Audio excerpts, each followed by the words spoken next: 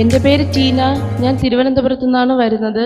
കഴിഞ്ഞ മാസം എൻ്റെ കുഞ്ഞമ്മയും എൻ്റെ അമ്മയും ഇവിടെ ധ്യാനത്തിന് പങ്കെടുത്തായിരുന്നു. അപ്പോൾ അമ്മ ധ്യാനത്തിന് പോയിട്ട് വീട്ടിൽ വന്നതിന് ശേഷം ഇവിടെ നടന്ന കാര്യങ്ങളും ഇവിടുത്തെ രോഗശാന്തിയും ഇവിടുത്തെ അഭിഷേകത്തിനെ പറ്റിയൊക്കെ വീട്ടിൽ വന്ന് എന്നോട് പറഞ്ഞപ്പോൾ എനിക്ക് ഇവിടെ ധ്യാനത്തിന് വരണമെന്ന് ഞാൻ അതിയായിട്ട് ആഗ്രഹിച്ചിട്ട് അമ്മ രക്തക്കണ്ണുനീർ എൻ്റെ ഭർത്താവിനോട് ഞാൻ പറഞ്ഞു, എനിക്ക് ഇവിടെ ധ്യാനത്തിന് വരണം, എന്നെ നിങ്ങൾ വിടുമോയെന്ന് ചോദിച്ചു. അപ്പോൾ പുള്ളി പുറത്താണ് നിൽക്കുന്നത്. പുള്ളി എന്നോട് പറഞ്ഞു, നീ ധ്യാനത്തിനൊന്നും പോകണ്ട, വീട്ടിലിരുന്ന് നീ പ്രാർത്ഥിച്ചാൽ മതി, നീ ഒരിടത്തും പോകണ്ട, മക്കളെ നോക്കാൻ ആരിയില്ല, എനിക്ക് നീ അവിടെ പോണത് ഇഷ്ടമില്ല എന്ന് പറഞ്ഞു. അപ്പം എനിക്ക് സങ്കടം വന്നു. അമ്മ എനിക്ക് 50 രൂപയുടെ ഒരു രക്തക്കണ്ണുനീർ ജപമാല വാങ്ങിക്കൊണ്ട് തന്നു. ആ ജപമാല ഞാൻ കയ്യിലെടുത്തുകൊണ്ട് രക്തക്കണ്ണുനീർ ജപമാല തന്ന അമ്മ സാരി മാതാവിൻ്റെ ഒരു ഫോട്ടോ എൻ്റെ വീട്ടിലുണ്ടായിരുന്നു. ആ ഫോട്ടോയിൽ നോക്കി ഞാൻ മാതാവിനോട് പ്രാർത്ഥിച്ചു. അന്ന് തൊട്ട് ഞാൻ ആഗ്രഹിച്ചത്, മാതാവേ, എന്നെയും എൻ്റെ സഹോദരനെയും അടുത്ത മാസത്തെ ധ്യാനത്തിന് ഇവിടെ നീ എന്നെ പങ്കെടുപ്പിക്കണം, അവിടുത്തെ അഭിഷേകം എനിക്ക് ചൊരിയണം, എൻ്റെ ജീവിത പങ്കാളി എന്നെ പൂർണ്ണ മനസ്സോടെ ഇങ്ങോട്ട് ധ്യാനത്തിന് അയക്കണമെന്ന് പറഞ്ഞ് ഞാൻ ശക്തമായിട്ട് പ്രാർത്ഥിച്ചു. അത് എനിക്ക് പ്രാർത്ഥിക്കുമ്പോൾ സാധാരണ ഞാൻ കരയാറില്ല, എനിക്ക് കണ്ണുനീര് വരത്തില്ല. അന്നായപ്പോൾ എൻ്റെ കണ്ണൊക്കെ നിറഞ്ഞ് എനിക്കെന്തോ ഒരു വല്ലാത്തൊരു സങ്കടം. എന്നിട്ട് ഞാൻ ജിൻസ് ബ്രദറിനോട് വിളിച്ചിട്ട് പറഞ്ഞു, ബ്രദറെ, എനിക്ക് ധ്യാനത്തിന് വരണമെന്ന് നല്ല ആഗ്രഹമുണ്ട്, പക്ഷെ എൻ്റെ ഹസ്ബൻഡ് എന്നെ വിടുന്നില്ല, തടസ്സം നിൽക്കുകയാണ്. അപ്പം ബ്രദർ എന്നോട് പറഞ്ഞു, നീ ശക്തമായിട്ട് രക്തക്കണ്ണുനീർ ജപമാല ചൊല്ലി പ്രാർത്ഥിക്ക്, ഞാനും പ്രാർത്ഥിക്കാം. ബ്രദർ ഫോൺ വഴി സ്തുതിച്ച് പ്രാർത്ഥിച്ചു. എന്നിട്ട് എൻ്റെ ഭർത്താവിൻ്റെ പേരൊക്കെ ചോദിച്ചു ഞാൻ പറഞ്ഞു കൊടുത്തു. 2 ദിവസം കഴിഞ്ഞിട്ട് ഞാൻ എൻ്റെ ഭർത്താവ് വിളിച്ചപ്പോൾ പറഞ്ഞു, എനിക്ക് ധ്യാനത്തിന് പോകണം, നിങ്ങൾ എന്നെ വിടുമോയെന്ന് ചോദിച്ചു. അപ്പം എന്നോട് പറയാ, നീ സന്തോഷമായിട്ട് പോയിക്കോ, എനിക്കൊരു കുഴപ്പവും ഇല്ല. എനിക്കത് ആലോചിച്ചപ്പോൾ എനിക്ക് വല്ലാത്തൊരു സന്തോഷം തോന്നി. എന്നിട്ട് എന്നെയും എൻ്റെ സഹോദരനെയും ഇവിടെ മാതാവ് ഇവിടെ എത്തിച്ചു. പല തടസ്സങ്ങളുണ്ടായി, പൈസയുടെ ബുദ്ധിമുട്ടായിരുന്നാലും എല്ലാം ഉണ്ടായി. അതെല്ലാം തരണം ചെയ്ത് ഞങ്ങളിവിടെ വന്നു. ആദ്യ ദിവസം വന്നപ്പോൾ എനിക്കൊന്നും തോന്നിയില്ല. അപ്പം ഞാൻ ഈ 200 രൂപയുടെ ഈ രക്തക്കണ്ണുനീർ ജപമാല ഞാൻ വാങ്ങിച്ചപ്പോൾ എൻ്റെ കൈക്കൊരു വല്ലാത്തൊരു ഭാരവും കൈയൊക്കെ നല്ല വേദന തോന്നി.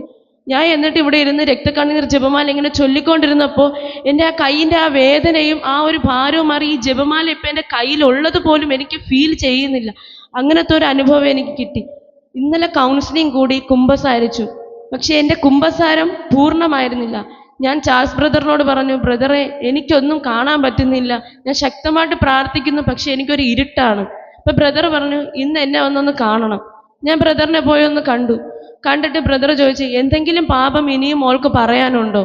ഞാൻ പറഞ്ഞു, എനിക്ക് പറയാനുണ്ട്. അപ്പം ബ്രദർ പറഞ്ഞു, എന്നാ നീ ഒരു കുമ്പസാരം വീണ്ടും കുമ്പസാരിക്കും. ഞാൻ ഇന്നും പോയി കുമ്പസാരിച്ചിട്ട് വന്നതിന് ശേഷം ഈ രോഗശാന്തി പ്രാർത്ഥന നടന്ന സമയത്ത് ഞാൻ ശക്തമായിട്ട് സ്തുതിച്ചു. എനിക്ക് കൈ കൊട്ടാൻ പറ്റുന്നില്ല, എൻ്റെ കൈകളൊക്കെ നല്ല വേദനയാണ്. എന്നാലും ഞാൻ ശക്തമായിട്ട് സ്തുതിച്ചപ്പോൾ മാതാവിൻ്റെ ഒരു സുഗന്ധ തൈലത്തിൻ്റെ മണം എനിക്ക് സ്പർശിക്കാനും ആ ഒരു മണം ആസ്വദിക്കാനും എനിക്ക് പറ്റി. അപ്പം എനിക്ക് ഉത്ബോധം വന്നു. കാരണം എൻ്റെ പാപങ്ങൾ ഞാൻ പൂർണ്ണമായിട്ട് പറഞ്ഞ് മനസ്തപിച്ചപ്പോൾ എനിക്ക് മാതാവിൻ്റെ അഭിഷേകത്തിൽ നിറയാൻ വേണ്ടിയിട്ടുള്ള കൃപ ലഭിച്ചു. ഇത്രയും തന്ന മാതാവിന് കോടാനുകോടി നന്ദി. തമ്പുരാൻ നൽകിയ വലിയ അനുഗ്രഹത്തെ കരങ്ങളടിച്ച് മഹത്വപ്പെടുത്തിക്കേ. ശ്രേയ എൻ്റെ ഒരു കൂട്ടുകാരത്തിയാണ്. അവൾ പറഞ്ഞിട്ടാണ് ഞങ്ങൾ കണ്ണൂർ സോണിൽ നിന്നും ഇവിടെ ധ്യാനം കൂടാൻ വന്നത്. ആ കൊച്ചു പറഞ്ഞു, ഇവിടെ പുതിയ ധ്യാനമുണ്ട് ബ്രദറെ, വന്നാൽ പരിശുദ്ധ അമ്മയെ കണ്ടേച്ചു പോകാം, ഭയങ്കര സുഗന്ധാഭിഷേകമാണ്, എനിക്ക് പറഞ്ഞറിയിക്കാൻ വാക്കുകളില്ല, അതുകൊണ്ട് വരാൻ പറഞ്ഞു. അങ്ങനെ ഞാൻ എൻ്റെ 2 കൂട്ടുകാരും ഇവിടെ വന്നു. ഇവിടുന്ന് കിട്ടിയ അനുഭവം പറയാം.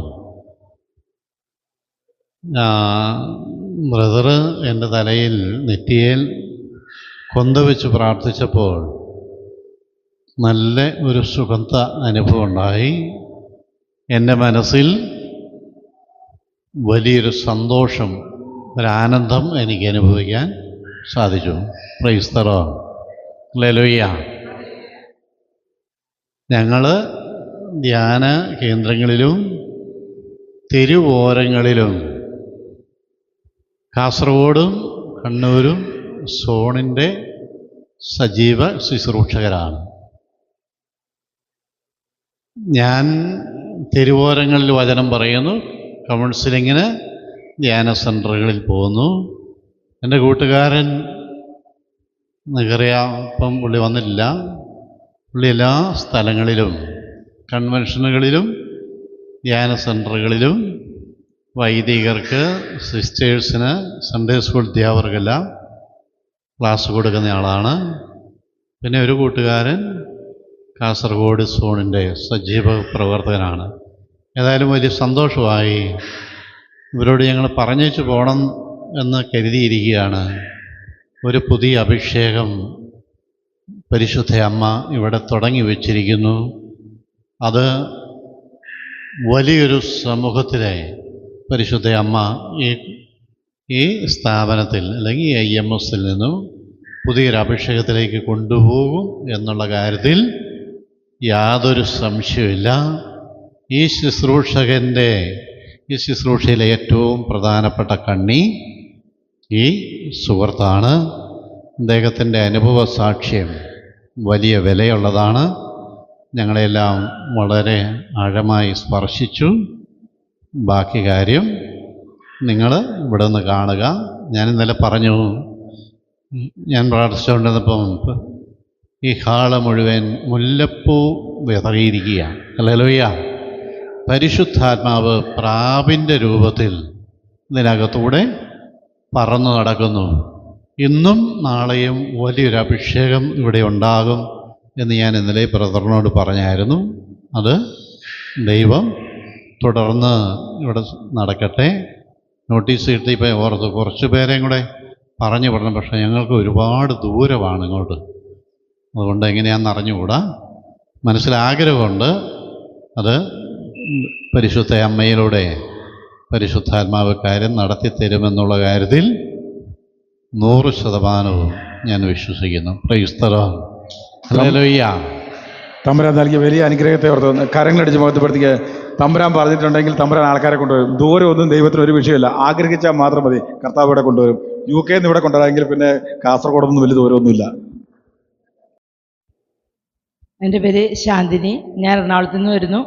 ഞാൻ ഇങ്ങനെ മോനെ കൂടി അവന് അഭിഷേകം നിറയാൻ വേണ്ടിയാണ്. അവന് ഭയങ്കര കമ്പ്യൂട്ടർ അഡീഷനാണ്.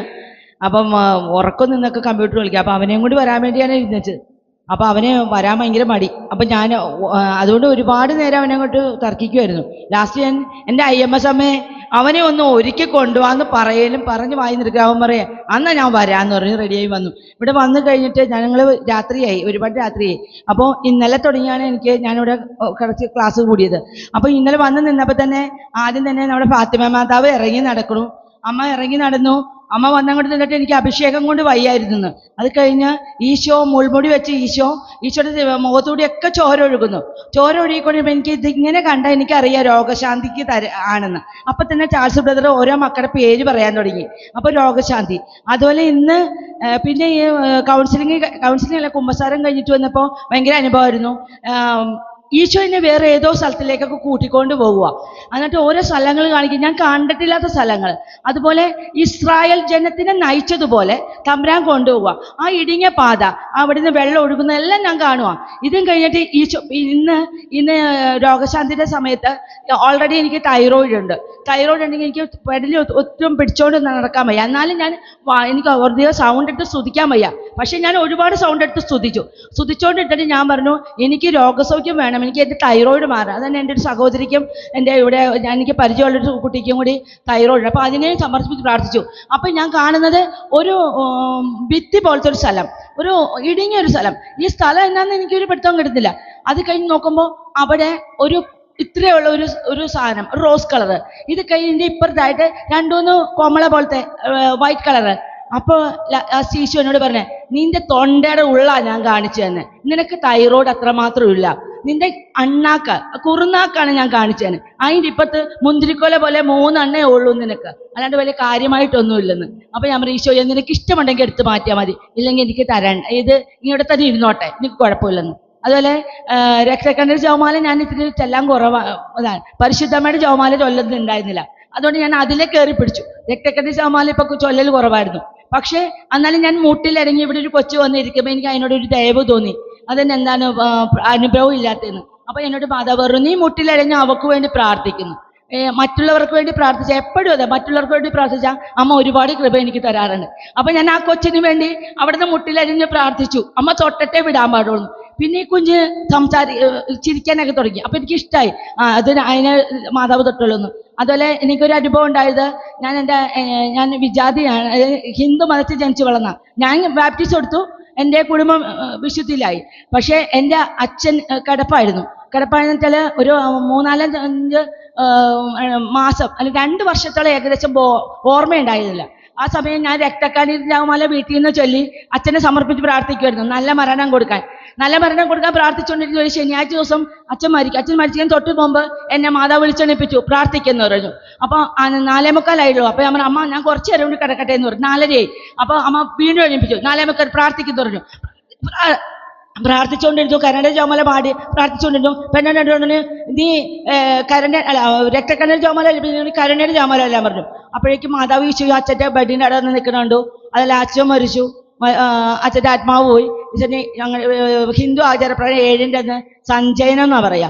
പക്ഷെ ഞാൻ കർമ്മത്തിലൊന്നും പങ്കെടുക്കില്ല, ഞാൻ എൻ്റെ ഈശോയിലെ വിശ്വസിക്കുള്ളൂ. ഞാൻ ഈ അവിടെ അകത്ത് കയറി പ്രാർത്ഥിച്ചുകൊണ്ടിരുന്നപ്പോൾ ഞാൻ കാണുന്നത് എൻ്റെ ഫാദർ എൻ്റെ മുമ്പിൽ വന്നിരുന്നു. പക്ഷെ ഇവിടുന്ന് ഇങ്ങോട്ടില്ല, അവിടെയൊക്കെ ചാരമാണ്, കാലിൽ മുട്ടിന് കീഴ്പോട്ട് പാദത്തിലും ചാരമാണ്. അപ്പം ഞാൻ ചോദിച്ചു, എൻ്റെ ഫാദർ അതെന്ന് വർത്താനം പറയുമോ? അപ്പുറത്തെ അസ്ഥിയൊക്കെ എടുത്ത് കഴുകുന്ന ഒരു ശുശ്രൂഷയാണ് പുറത്ത് നടക്കുന്നത്.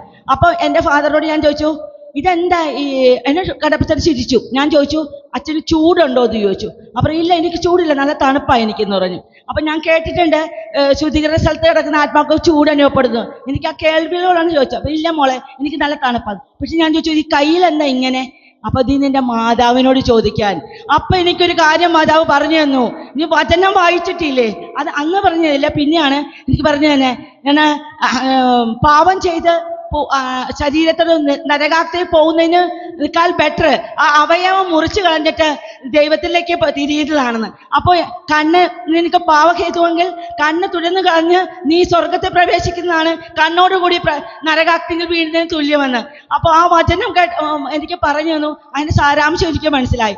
പിന്നെ ഇതുപോലെ ഇന്ന് ഈ മക്കളെ ഇവിടെ ഇരുന്നുകൊണ്ട് രക്തക്കണ്ണീർ ജപമാല ചൊല്ലുമായിരുന്നു.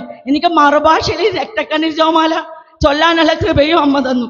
അമ്മ തന്ന എല്ലാ അനുഗ്രഹത്തിനും ഒരുപാട് നന്ദി പറയുന്നു.